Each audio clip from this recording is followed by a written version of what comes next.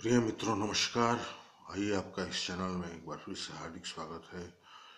दोस्तों आइए आज हम आपको बताते हैं कि कन्या राशि वालों के लिए विवाह, प्रणय संबंध के बारे में, संतान सुख के बारे में एवं इनकी कुंडली का जो सबसे मजबूत पक्ष है 2018 में, विशेषकर फरवरी माह में, वह हम चर्चा करेंगे, उसका विश्लेषण करेंगे। कन्या राशि में हम देखें दोस्तों तो सबसे योग कारक ग्रह जो हैं वो शनि हैं और शुक्र हैं। शनि चतुर्थ भाव में धनु राशि में स्थित हैं। 2020 तक धनु राशि में ही स्थित रहेंगे, चतुर्थ भाव में। तो चतुर्थ भाव में स्थित होने से छोटी ढैया का सामना करना पड़ रहा है कन्या राशि वालों को। तो यदि अस्थाई कुंडली में शनि की स्थिति स्वगृही, स्वक्षेत्री या उच्च की है, या अच्छी महादशा चल रही है, अच्छे ग्रह की महादशा चल रही है, अन्य ग्रहों की स्थिति अच्छी है, तो शनि की छोटी ढैया शुभ फल प्रदान करेगी। अन्यथा थोड़ी बहुत मानसिक परेशानी, आर्थिक परेशानी, पारिवारिक सुख सौहार्द में कमी का सामना करना पड़ सकता है शनि के कारण से। लेकिन ओवरऑल आप देखिए तो शनि अत्यंत योग कारक हैं कन्या राशि वालों के लिए। तो ये फायदेमंद ही साबित होंगे और चतुर्थ भाव में हैं तो अपना वाहन, अपना मकान खरीदने का सुअवसर प्रदान करेंगे। तृतीय दृष्टि से, अपने तृतीय दृष्टि से छठे स्थान को देख रहे हैं, तो छठा भाव शत्रुओं का भाव है और रोग व्याधि का घर है। तो रोग से मुक्ति मिलेगी और जो पुराने ऋण हैं, कर्ज हैं, उनसे मुक्ति मिलेगी, शत्रु पराजित होंगे। सप्तम दृष्टि दसम स्थान पर पड़ रही है तो जॉब प्रोफेशन में उन्नति के साधन, उन्नति के मार्ग दिखाई पड़ेंगे और जो व्यापार में हैं उनको व्यापार में उन्नति के साधन दिखाई पड़ेंगे।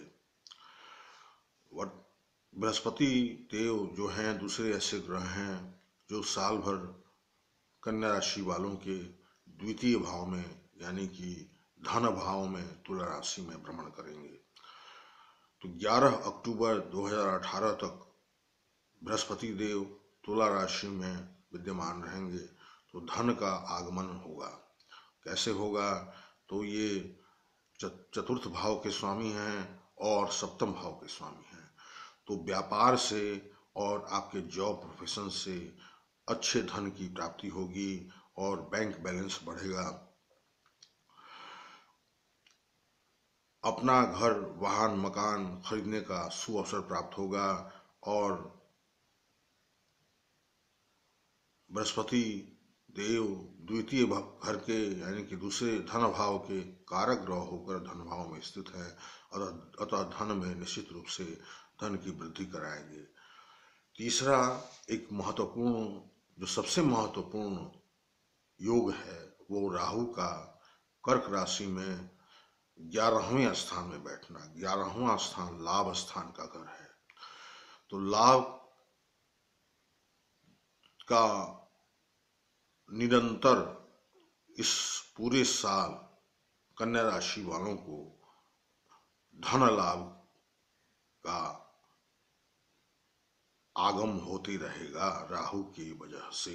राहु की स्थिति के कारण धन लाभ निरंतर इस वर्ष कन्या राशि वालों को मिलता रहेगा। इस कुंडली का यानी कि कन्या राशि वालों के लिए जो सबसे मजबूत पक्ष है वो राहु की स्थिति 11वें भाव में है। समस्त रोगों का, समस्त समस्याओं का, समस्त बाधाओं का ये नाश कर रहे हैं और धन प्राप्ति के, धन लाभ प्राप्ति के सुअवसर प्रदान करा रहे हैं।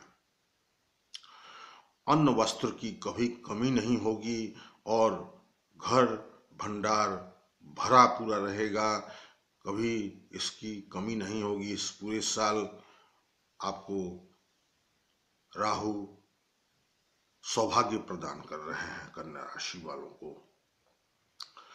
जो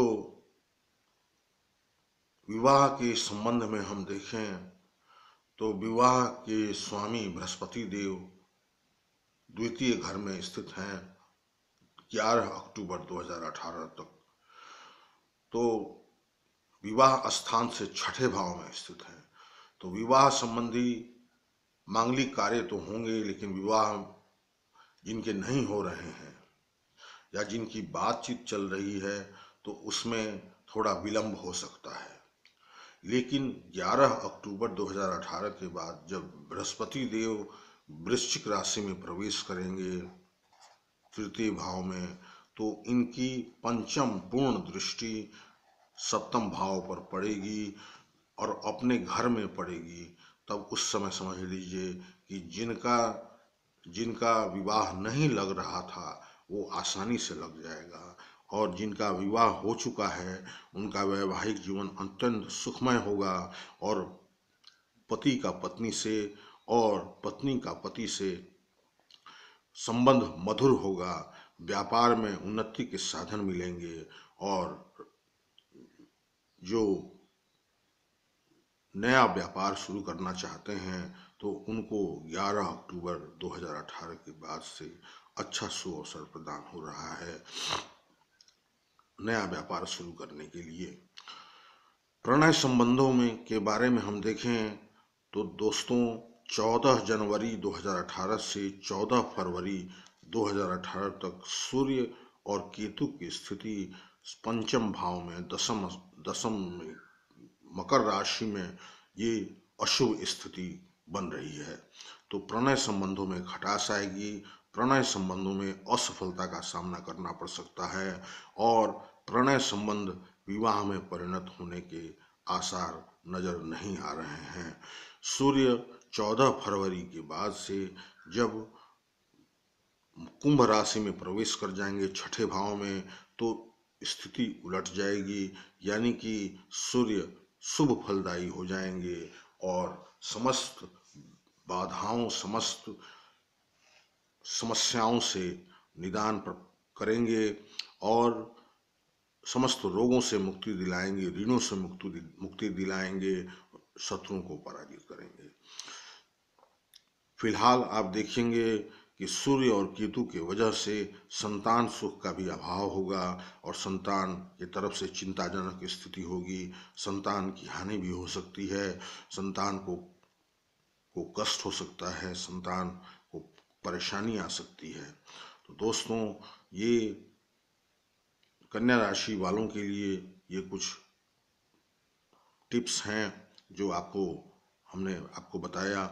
और गुरुदेव जब 11 अक्टूबर 2018 के बाद से जब वृश्चिक राशि में प्रवेश करेंगे तो इनकी स्थिति वैवाहिक जीवन और विवाह के लिए अत्यंत शुभ फलदायी हो जाएगी। उनकी सप्तम दृष्टि भाग्य स्थान पर पड़ेगी तो सौभाग्य में वृद्धि होगी।